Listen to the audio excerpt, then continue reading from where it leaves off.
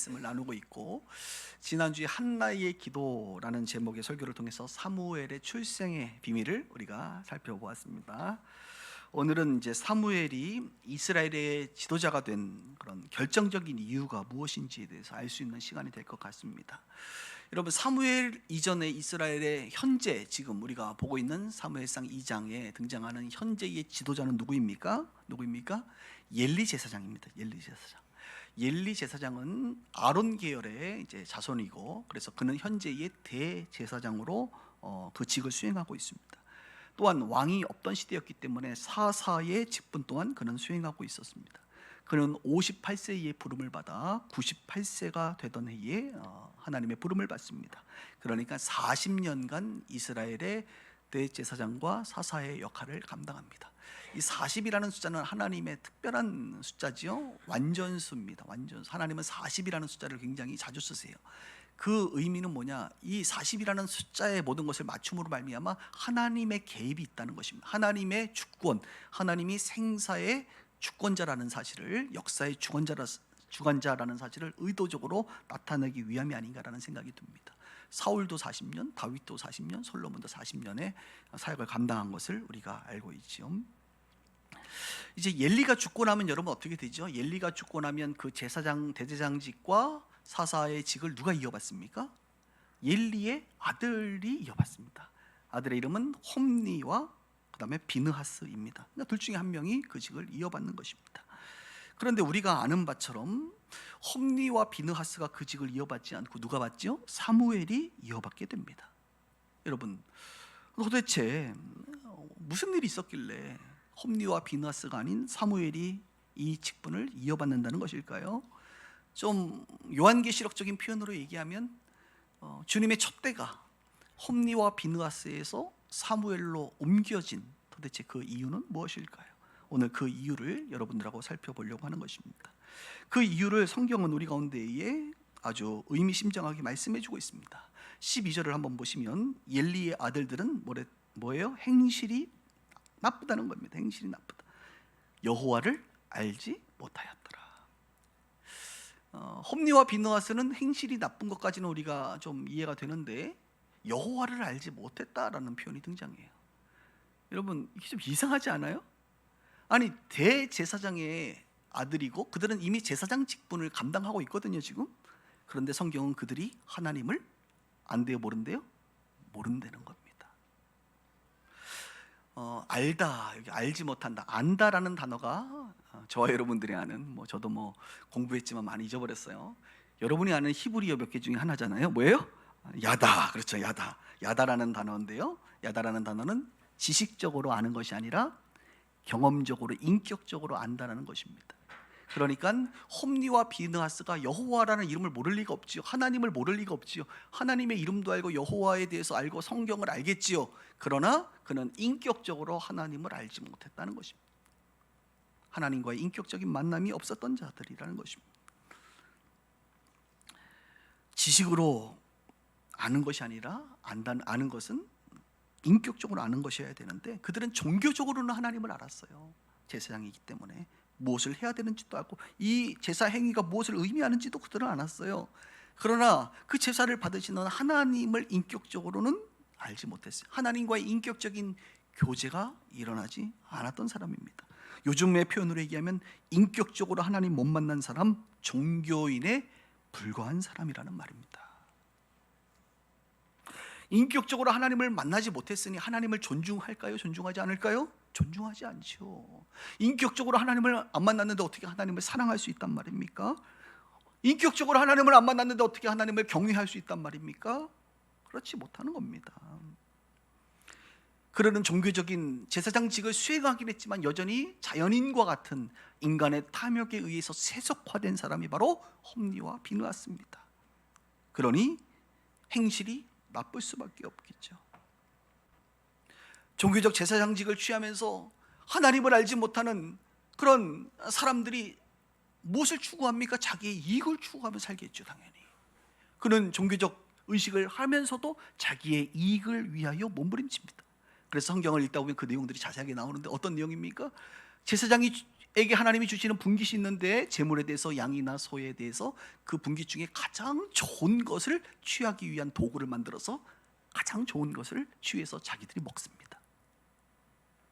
더 나아가 하나님께 태워서 하나님이 그 기름을 기쁘시게 받으시는데 기름 태우지 못하도록 하는 거예요. 아니, 제사를 태우지 못하고 어떻게 하라는 거예요? 태우기 전에 좋은 부위들을 먼저 우리에게 내놔라. 그리고 남는 것 가지고 태워라. 제사를 드리러 간 사람, 이거 말이 안 되지 않느냐? 말이 안 되면 딴 데 가시라. 딴 데 갈 데가 어디 있어요? 울며 겨자 먹기로 그 룰을 따르게 되는 것이죠. 여러분, 그 좋은 부위 갖다가 어떻게 했을까요? 또 먹었을까요? 뭐 맨날 먹기만 하겠어요? 거기만 갖다 팔았겠지. 브로커가 있어서 갖다 팔면 알아서 다 현금을 차곡차곡 통장에 넣어줬겠지요. 그러니까 제사행위, 이 제사장 직분을 이용해서 자기의 배를 불리고 그 재물을 갖다 팔아 자기의 재산을 부르는 일에 썼던 것입니다. 이것을 하나님이 아시고 모두가 알고 있는 겁니다. 두 번째 그들이 잘못한 것은 뭐냐면 회막문에서 수종드는 여인들과 동침을 하게 됩니다. 성적인 타락이죠. 이것이 얼마나 빈번하고 소문이 났으면 백성들이 이것을 다 알아버립니다. 백성들에게 소문이 나니 엘리 제사장 그 아버지가 면이 쓰지 않으니까 아들들을 불러다 놓고 얘들아, 내 아들들아 그리하지 말라라고 권면합니다. 아버지 말 들을까요? 여전히 그의 말 귀뜸도 안 듣고 그냥 그대로 살아버립니다. 그러니까 자기 배를 불리고 돈을 사랑하고 그 다음에 성적인 타락 가운데 빠져버리는 이 하나님을 알지 못하는 이 종교화된 자연인의 모습이 그들의 모습이었습니다. 하나님을 알지 못하면 이렇게 살아갈 수 있어요. 세상의 사람들이 상당 부분 이것을 추구하며 살아갑니다. 쾌락을 추구하고, 그죠? 부를 추구하고 자기의 이익을 추구하고 살아갑니다. 세상 사람들과 다른 바가 아무것도 없는 것이죠. 디모데후서 3장 2절의 말씀이 떠오릅니다. 거기 보면 이런 말 있죠. 말세에는 세상의 사람들은 자기를 사랑하며 돈을 사랑하며 자랑하며 교만하며 부모를 거역하며 거룩하지 않는다. 오늘 홈리와 비나스를 보니까 자기를 사랑하고 돈을 사랑하고 부모를 거역하고 거룩하지 아니하였다라고 하는 이 말씀이 그때나 말세 때나 하나님을 알지 못하는 자들에게 일어나는 일반적인 일이라는 사실입니다. 바로 홈리와 비느하스의 이야기죠. 그런데 오늘 성경은 홈리와 비느하스의 이야기를 하면서 아주 어쩌면 이렇게 대조를 했는지 몰라요. 의도적으로 성경은 대조적으로 누구를 이야기합니까? 사무엘에 대한 이야기를 합니다. 18절에 보니까 사무엘은 어렸을 때에 세마포 에봇을 입고 여호와 앞에서 섬겼다 이렇게 말하고 있고, 또한 사무엘이 점점 자라매 여호와와 사람들에게 은총을 또 받았다 이렇게 표현하고 있습니다. 사무엘은 나실인으로 드려졌습니다. 나실인으로 드려졌다 그래서 모든 사람이 제사장 직분을 감당하는 것은 아닙니다. 그러나 그 당시에 영적인 혼란함 가운데 하나님께서 특별히 사무엘을 부르셔서 제사장의 에봇을 입혀줍니다. 어려서부터 그는 하나님 앞에 제사를 드리고 섬길 때에 그의 복장, 여러분 복장 안에는 상당히 많은 태도가 담겨져 있는 거 아시죠? 에봇을 입고 여호와를 섬겼다라고 성경은 말하고 있고요. 그는 자라가면서 여호와와 사람들에게 은혜와 은총을 입었다라고 말합니다. 반대로 홈리와 비느하스는 아마 에봇은 제대로 입었겠어요? 네? 제사를 드리는데 정성을 다하여 드리지도 않을 뿐만 아니라 하나님과 사람들에게 그저 인정을 받지 못하잖아요. 다른 말로 말하면 사무엘은 하나님과 사람에게 신뢰를 받았지만 홈리와 비느하스는 사람들에게 신뢰를 잃어버린 그런 존재가 되었다는 것입니다. 왜 사무엘은 이렇게 신뢰를 얻었을까요? 왜 사무엘은 이런 태도를 가지고 살았을까요? 주님을 섬겼을까요? 사무엘은 여호와를, 하나님을 알았기 때문입니다.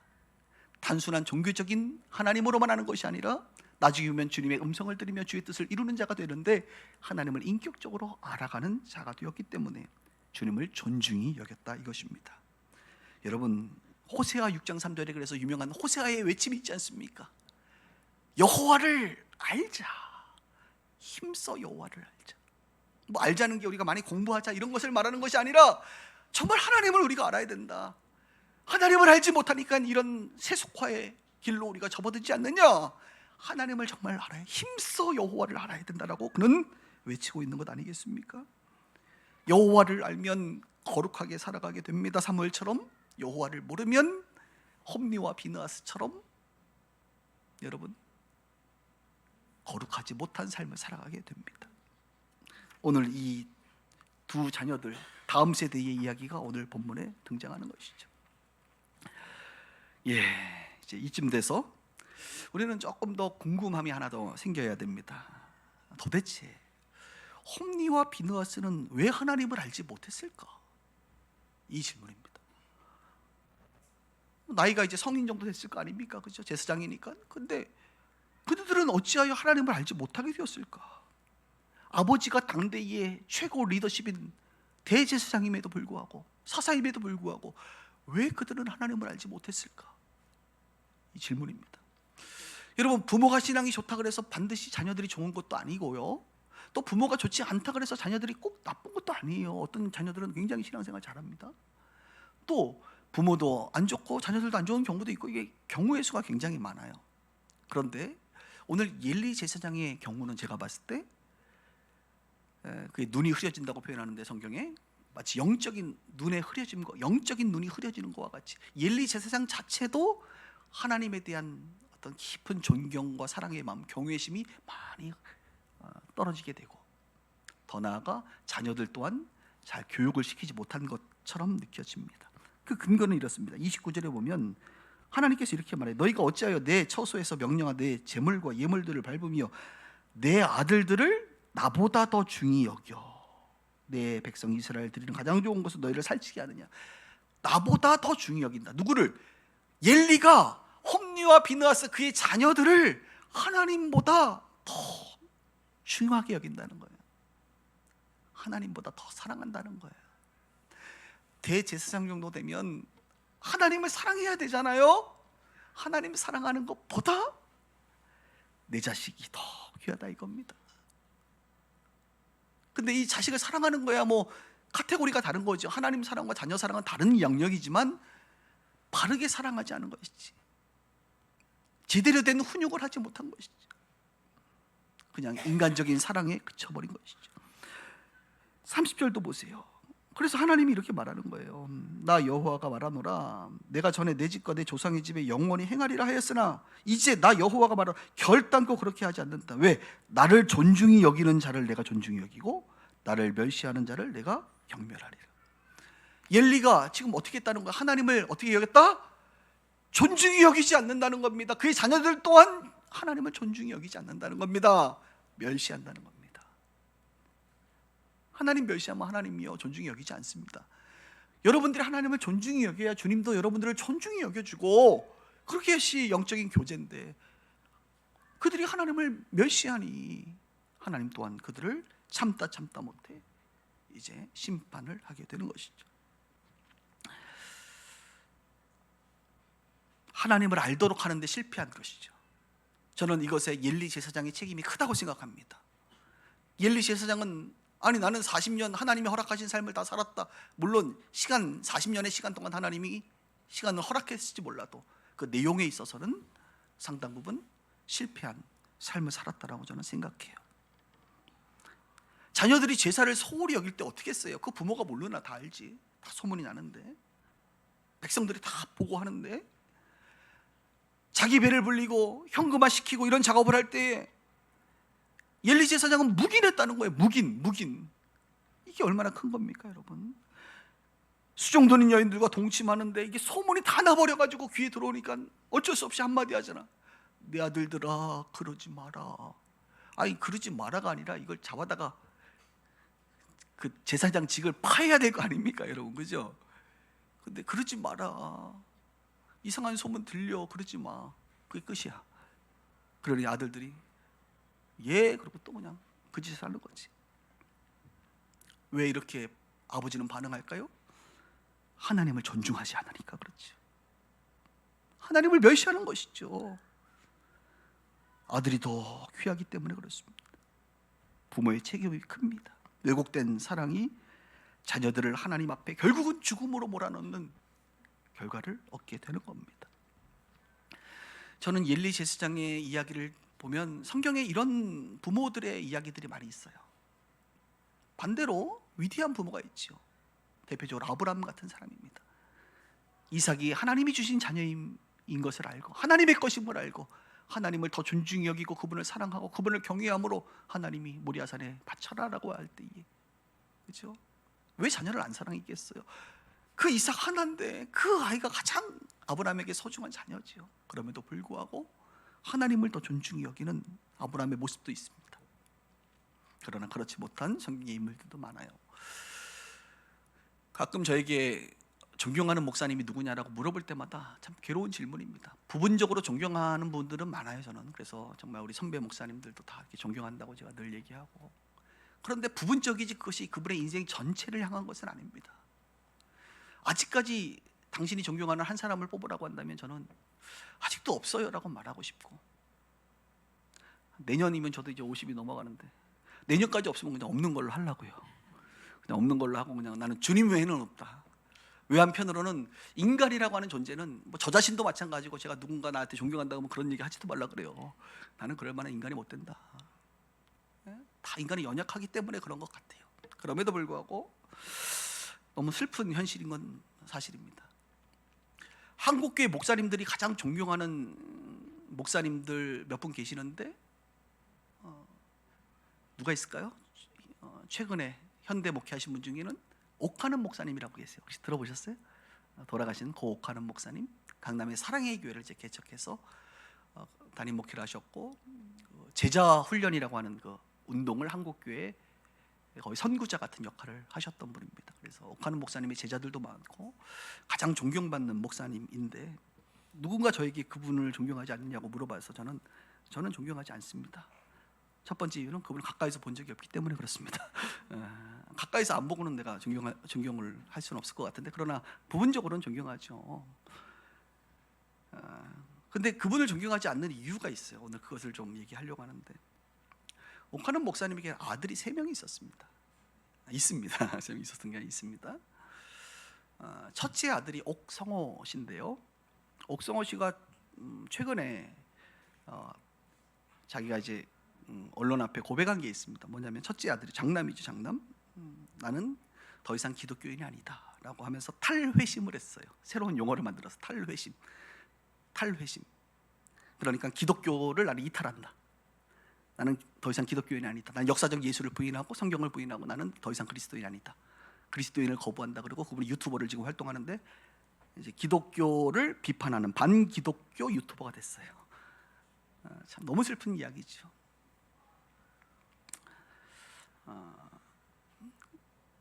그 둘째 아들의 이야기가 있습니다. 셋째 아들 얘기 먼저 해드릴까? 셋째 아들이 이제 대학생이 되었습니다. 대학부에 들어갔어요. 대학부에 들어가서 신앙생활을 하는데 제대로 신앙생활 안 하나 봐요. 그래서 교회를 한 달간 안 나옵니다.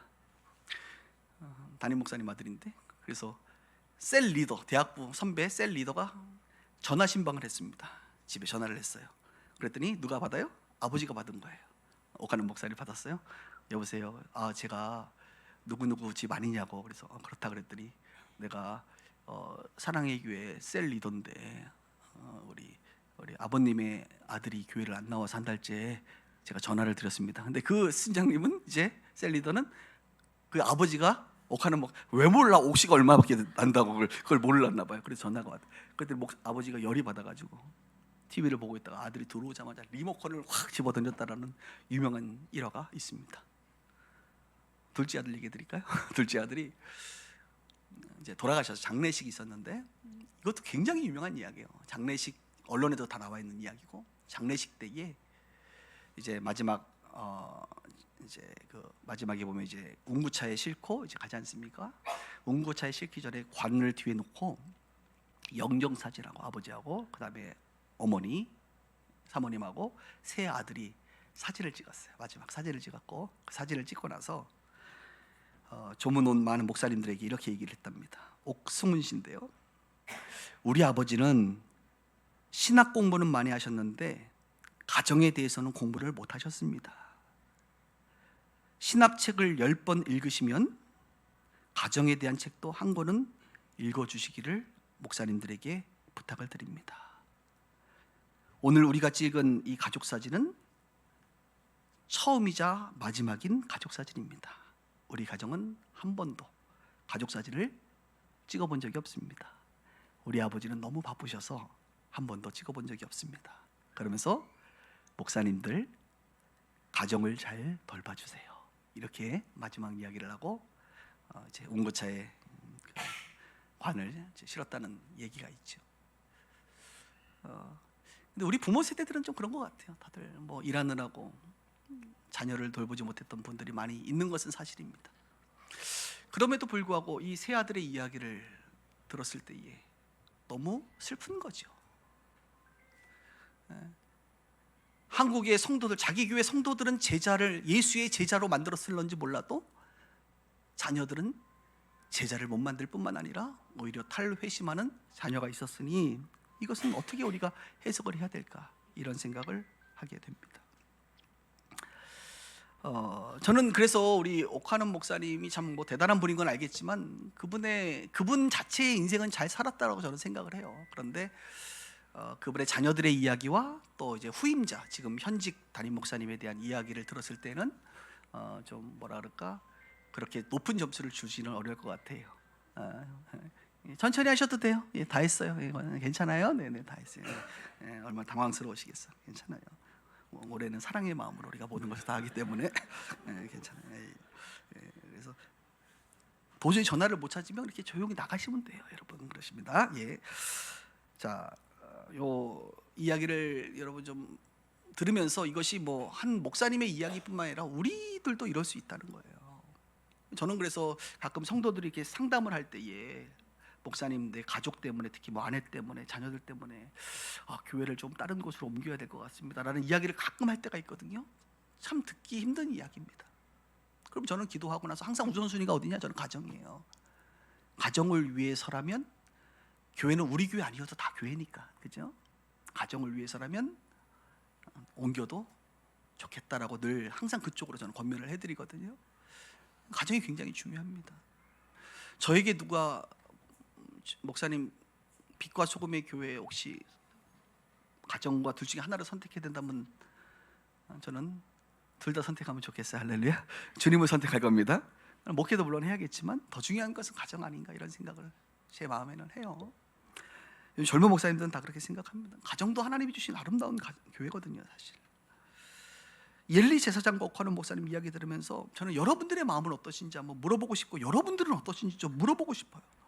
여러분들은 혹시 홈리와 비느하스로 살고 있습니까? 사무엘로 살고 있습니까? 여러분의 자녀들은 지금 홈리와 비느하스의 길을 걷고 있습니까? 사무엘의 길을 걷고 있습니까?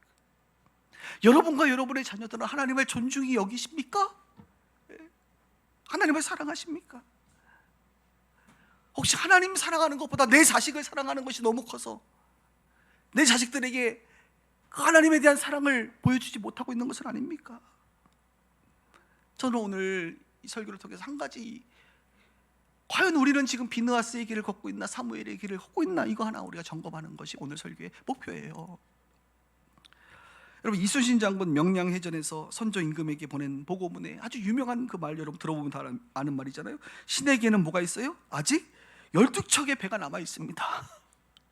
저는 이 말을 들 때 어떻게 듣느냐, 우리 중고등부에는 12번의 수련회가 남아있다, 저는 이렇게 들어요. 여러분의 자녀들 혹시 중고등부 아이들, 뭐 초등부야 그냥 뭐 재밌게 놀라 그러고 교회가 너무 교회를 좋아하니까, 중고등부 되면 아이들이 이제 이상해지기 시작하고, 고등학교 3학년만 되면 나는 이제 고등학교 3학년까지는 아버지 어머니 내가 말씀을 듣지만 이제 나도 성인이 되니까 나는 이제 교회 안 다닐 거예요 하고 작정하고 나가는 아이들이 있다 이거예요. 종교인으로는 내가 오지만, 내가 부모님 생각해서는 와고 체면 생각해서 와주지만 나 고등학교 졸업하면 이제 내 마음대로 할 겁니다. 안 나가는 아이들이 있다 이거예요. 이 아이들이 홈리와 비느하스의 길을 걷는다고 생각하면 여러분 괜찮으시겠어요? 천국 갔는데, 여러분 천국 가서 30년 후에 우리 아이들도 올 줄 알았는데 딱 보니까 누구 집사님 애들도 오고 누구 권사님 아들들도 오는, 딸들도 오는데 우리 애는 언제 오나, 분명히 죽었다는 내가 소식은 들었는데 안 오면 어떡할 거야? 우리 부모님이 내가 어쩔 수 없다 하더라도 내 자식이 안 오면 감당 가능하시겠어요?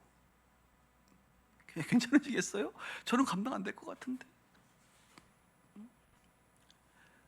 중고등부에게는 12번의 기회가 있다는 사실입니다.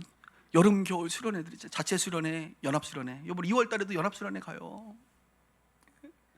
기도하셔야 돼요, 여러분. 주님 12번 중에 한 번 걸리게 하옵소서. 우리 딸도요 10번째 걸렸잖아요. 10번째 10번째 고등학교 2학년 때 2학기 때 걸렸잖아. 거기서 걸려가지고 집에 와가지고 수련회 가서 잠도 제대로 못 잤더니 와서 자야 되는데 애가 엄마랑, 나는 뭐 피곤하니까 잤는데 엄마랑 밤새도록 울면서 은혜를 나누더래. 이게 미치지 않고는 불가능한 일이거든요. 이게 주님 만난 거야. 주님의 뜨거운 사랑을 경험한 거야. 언제? 고등학교 2학년 때가 가장 중요할 때입니다. 왜? 가장 힘들거든, 마음이. 세상을 좀 알고 이제 대학 입시도 있고 뭐 인생이 굉장히 어려울 때거든. 그때 주님 만나가지고 아이가 이렇게 지금 그래도 사무엘의 길을 걷는 것처럼 제가 보이거든요. 너무나 감사한지 몰라요. 요즘에는 아빠 선교 갈 때 나 좀 데리고 가. 왜? 아빠 선교 갈 때 내가 사진 찍어야지. 물론 뭐 속마음은 다른 것이겠지만 그래도 그러면서 자기 좀 데리고 가라고. 얼마나 감사한지 몰라요. 그래, 너 취업하지 말고 아빠 따라다니면서 사진이나 찍자. 이러고 제가 살고 있지 않습니까? 여러분, 학원도 중요한 거 알아요. 제가 고등학교 교사도 했잖아요. 왜 모르겠어요, 여러분. 여러분의 아이들의 대학 입시가 너무 중요한 것도 알겠어요. 근데 더 중요한 게 있잖아요, 우리에게. 그들이 하나님을 인격적으로 만나는 게 그들의 인생의 가장 중요한 것을 여러분 알고 있지 않습니까? 오늘 성경은 뭐라 그래요? 사무엘이 하나님과 사람에게 은총을 입었다.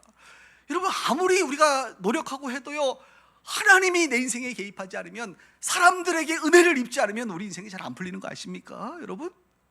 네, 맞죠? 아직 더 살아봐야 되죠? 더 살아보세요. 아무리 내가 발버둥 쳐도 하나님이 은혜를 베풀어 주시면, 하나님이 길을 여시면, 하나님의 사람들과 주변의 사람들이 그 인생에 은총을 베풀어 주면요, 내가 좀 부족하게, 내가 수련회 12번 간 그 시간들 주님이 다 보상해 주신다니까. 이상동 강사님 들으면 되게 좋아하겠다 오늘, 그렇죠? 정말 그런 것 같아요. 저도 제 인생 보면 하나님의 은혜가 아니면 뭐 아무것도 아닌 거지.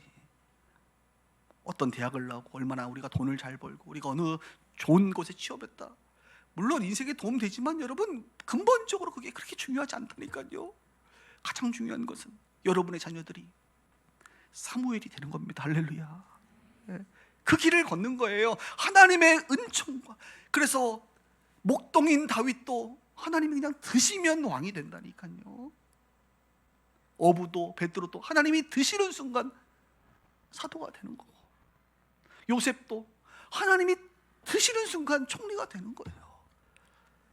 하나님이 역사하시면, 관여하시면 여러분 그렇게 기도가 바뀌어야 돼요. 주님, 우리 아이들의 인생에 주님이 관여해 주세요. 은총을 베풀어 주세요. 주님이 은총 베풀면 뭐 막을 자가 없다니까요. 이 사실을 우리 부모들이 믿어야 돼. 여러분들이 믿어야 돼.